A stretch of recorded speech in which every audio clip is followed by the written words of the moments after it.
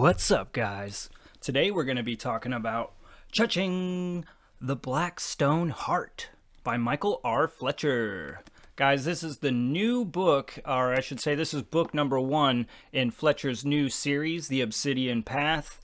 So I didn't really know exactly what I was getting into when I read this, but afterwards, now I am extremely excited to see where this series goes. Let's get into it. The story is about a broken man named Crayon.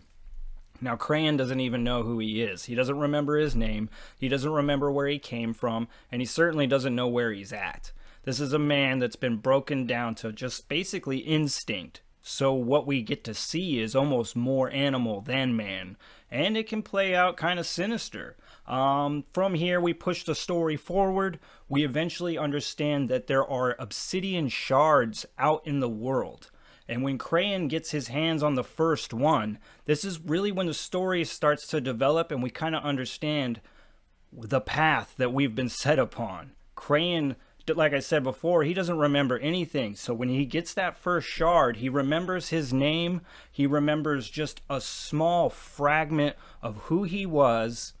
And all of this sets him on the obsidian path. Along the way, Crayon will discover himself, along with other people. He will form relationships. He will discover old rivalries and just hatred for other people. The story will take us on a fast-paced journey that has plenty of action. There are supernatural battles, crazy blood-soaked flashbacks, and just a whole lot of badass. So first thing I kind of want to get into is just this concept of Crayon and him not having his memories and how this plays out with the reader.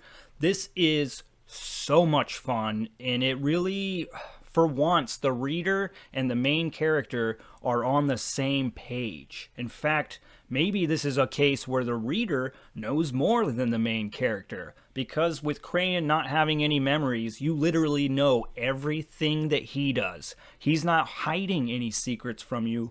You know everything about Crayon, and it's amazing to watch this thing push forward and the conflicts that he will have with himself. In a way, they will become your conflicts as well, especially from an outside perspective. You'll be reading this and you'll watch as Crayon searches for his memories. He gains power, but this is also, pushing him further in a dastardly direction. And he is certainly conflicted about this. And like I said, this also follows through to the reader, because in a way you're like, oh no, Crayon, take the other path, try to be happy. And then there's the other part of you that's conflicted going, no, do it. Get the power. Oh, yes. And just working off of this, like I said, sometimes you're gonna feel smarter than Crayon, and it will kind of give you that vibe where you're like, oh, just come on, dummy. But I think it makes sense, considering we're working with a broken man whose memories have been shattered, and the way that he collects them isn't necessarily like a linear path. Like he collects memories, sure, but they're all scattered and they don't necessarily make sense with one another. So, I mean, what seems obvious to us might not be so obvious to our man with the clouded mind. Next, I want to talk about the pace. The pace in this book is real fast, and this thing you'll fly through this thing. And I was amazed. I noticed it right away. I was like, I didn't think it was like a breakneck speed pace where it leaves you behind, but it certainly hurries you through the story. But like I said, not in a bad way. It's nice that you can just devour this thing so fast. I do think that there's a part where it slows down, really mostly when Crayon is like meeting a female companion. I think that you can feel that pace slow down some. I wouldn't complain about this though, because I feel like it's important for things to slow down a little bit so that we can start to understand Crayon as he's shaping his concepts of love, and just, things of that nature. When it comes to the world building in the book, I really enjoyed this as well. Just like how we are really getting to know Crayon through his memories, it's kind of in a way how we are learning about the world as well. when we get memories, we get pieces of information about, the old time when Crayon was around, as well as because Crayon just doesn't remember things, he asks a lot of questions. You know what I mean? He strikes up a lot of conversations trying to understand this world that he's walking around in because he doesn't really remember it. There is also quite a bit of world building done in this book that is just kind of inherently Fletcher. There is some just dark, sinister stuff to this world and its history. As well as just like some of these themes that get kind of tossed around, I feel like are kind of somewhat popular themes of his just from the stuff that I've read. I did like the fact that, Crayon, his skin tone is like jet black, and we do get to see a lot of racism, so to speak, in this world. As well as there's like some kind of like theological, like, is that right? Is that the, whatever? There is definitely some, there's some strife going on here where you could say like the wizards are the atheists and every other form of magic is kind of wrapped up in a religion. And you can kind of see there's some headbutting going on there too that I thought. Like I said, this is only book 1, so there's still a lot of aspects of the world, of the magic system, of the characters, everything that is still to kind of come and be brought to light. And speaking of magic systems, perfect time to talk about this one. All right, so in this book, I feel like he has a mix of magic systems because there's certainly ones that seem to, that have a price to be paid and some that are not. And I do think that this magic system is much more fleshed out than Fletcher has given the reader. Like I said, words like this whole thing's told through Crayon's point of view, and he's a man with shattered memories. So just in the stuff that he kind of gives us, the magic that he gives us in here, man, I feel like this is actually something that is well thought out, especially when you get to like Crayon, when he's learning his teleportation spell.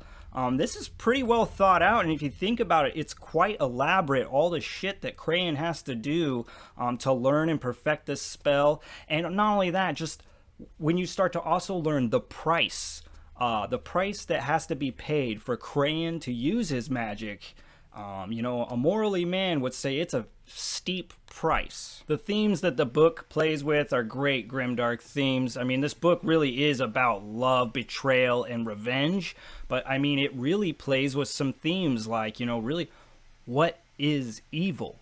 You know what I mean? Like, can we change?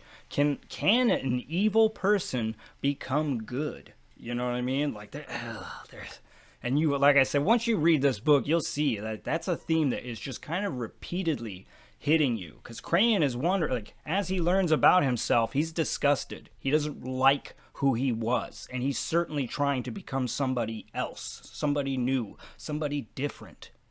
But he's, along the way, he's finding that he's paying old prices. You know what I mean? And just certain things can't be denied. You know what I mean? Like, you might be trying to be a good guy, but you are doing horrible things along the way. Like they say, the road to hell is paved with good intentions. The action and the violence in the book, like I said earlier, there's great action. This is a fast-paced book. It is bloody. It's graphic and it's, it's violent.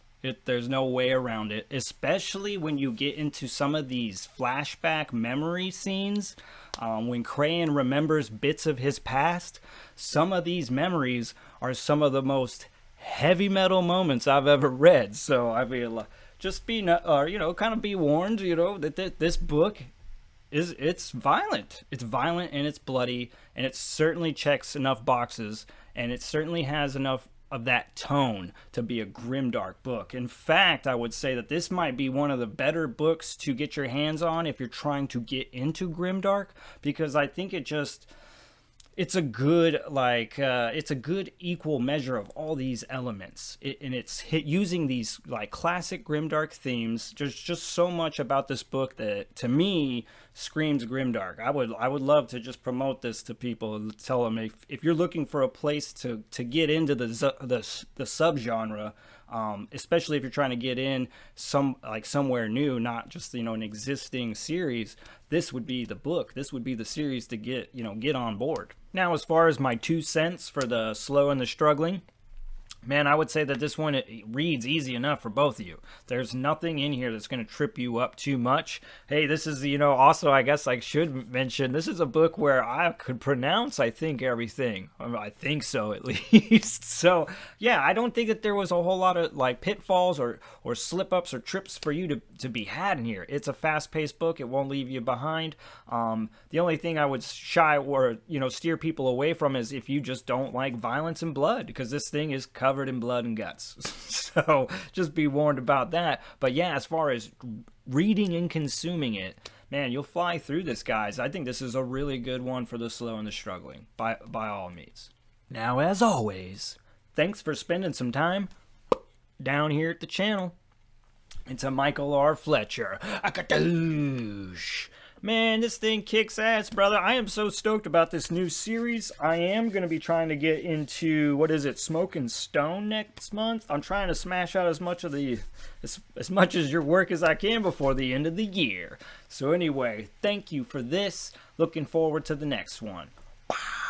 All right, guys. If you're new, please like and subscribe. It definitely helps me grow the channel. Yeah, as always. Peace.